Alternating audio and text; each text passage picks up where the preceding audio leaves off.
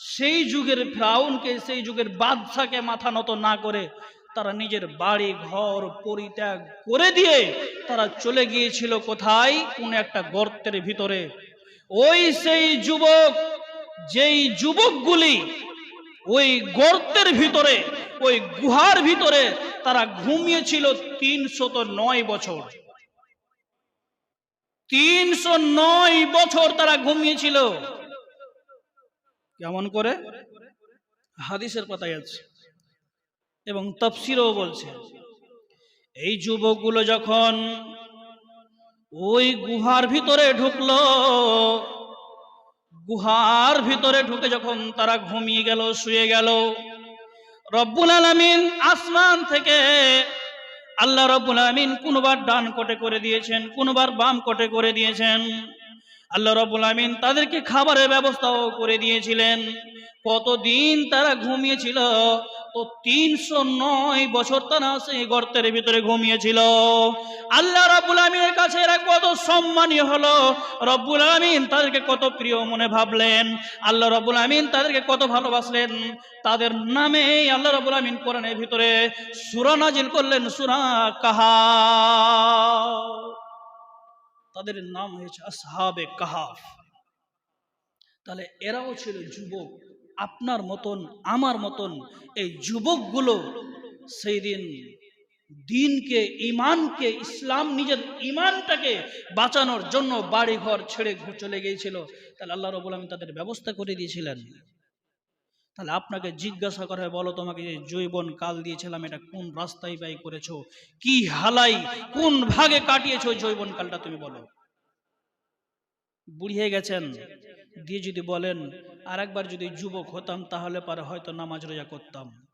যুবক, আপনি যুবক আছেন, আপনি এখন নামাজ পড়েলেন, বুড়িয়ে যখন যাবেন তখন মালাই কাজ করবে না, সিজদা দেওয়ার মতন সুযোগ সুবিধা থাকবে না। আপনি যে বলবেন আল্লাহকে জি ভরে দুটো সিজদা করব, এই ক্ষমতা আর থাকবে না, পারবেন না, আপনি পারবেন না। তখন আপনি কি করবেন? এখনই সময় আছে, এখন সময়টাকে কাজে লাগান। তাহলে দ্বিতীয় নাম্বার প্রশ্ন হবে, যৌবন সম্পর্কে এই ব্যাপারটা তুমি বলো, কোন রাস্তায় খরচ করেছিলে? 3 নাম্বার প্রশ্ন আল্লাহ রাব্বুল আলামিন করবেন, তুমি কেমন ইনকাম করেছো, কোন ভাবে ইনকাম করেছো? হালাল ইনকাম করেছো না হারাম ইনকাম করেছো? তুমি বলো। ইনকাম সম্পর্কে আপনাকে জিজ্ঞাসা করা হবে।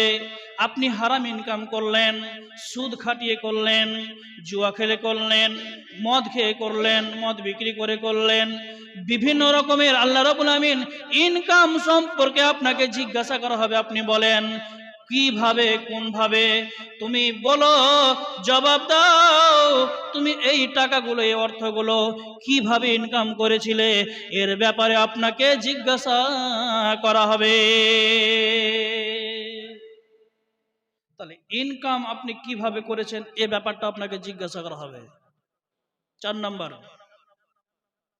নাম্বার প্রশ্ন করা হবে। আল্লাহ রাব্বুল আলামিন বলবেন, বলো তোমাকে যে অর্থ দিয়েছিলাম, যে সম্পত্তি দিয়েছিলাম, যে টাকা পয়সা দিয়েছিলাম, অর্থ তোমাকে দিয়েছিলাম, এই অর্থগুলি তুমি কোন রাস্তায় খরচ করেছো? কোন রাস্তায় ব্যয় করেছো? আমার রাস্তায় খরচ করেছো না বাটপাড়ির রাস্তায় খরচ করেছো? আমার রাস্তায় খরচ করেছো না গান বাজনায় খরচ করেছো? আমার রাস্তায় খরচ করেছো মদ খেয়ে খরচ করেছো?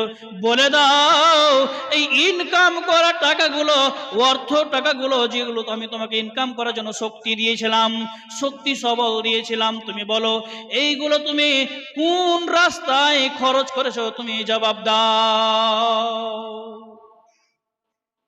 জবাব দাও। আল্লাহ সেই দিন আপনার কাছ থেকে একটা একটা করে জবাব চেয়ে নেবেন। সেদিন আপনাকে প্রশ্নের জবাব দিতে হবে। প্রত্যেকটার জবাব যদি আপনি দিতে না পারেন তাহলে এক পা আগে বাড়া যাবে না, এক পা আগে বাড়াতে পারবেন না যদি আপনি প্রশ্নের জবাব দিতে না পারেন। তাহলে 1 নাম্বার বয়স সম্পর্কে জিজ্ঞাসা করা হবে। 2 নাম্বার যৌবন সম্পর্কে। 3 নাম্বার হালাল ইনকাম না হারাম ইনকাম করেছিল এই সম্পর্কে।